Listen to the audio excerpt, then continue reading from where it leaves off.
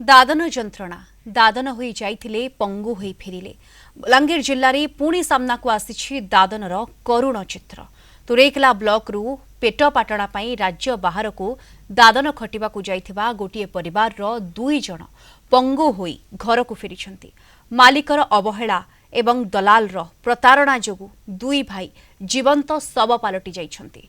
बलांगीर जिल्ला तुरेकेला ब्लॉक हलनभटा गाँर कपिल कांड एवं तांको सान भाई भुवन कांडंकु किछि मास तले गाँर जड़े महिला दलाल हैदराबाद एक इटा भाटी को काम करने पठाइथिले।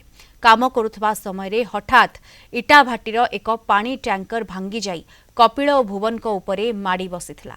एई दुर्घटना रे कपिलंको अंटारू तळभाग भांगी जाइथिबा बेले भुवन गुरुतर होइछंती।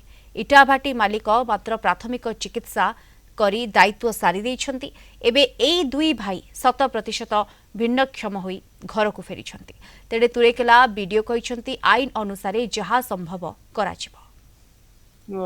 यार काम करू तनो आदरा पर से यार एक टाकी से मिला पेन टाकी है या पेन टाकी जी भी ना मजदूर में चल 5 केजी पैसे से ना प्रथम तो डिजेबिलिटी कार्ड आमे केमती हे पारिबो तार व्यवस्था करिवो।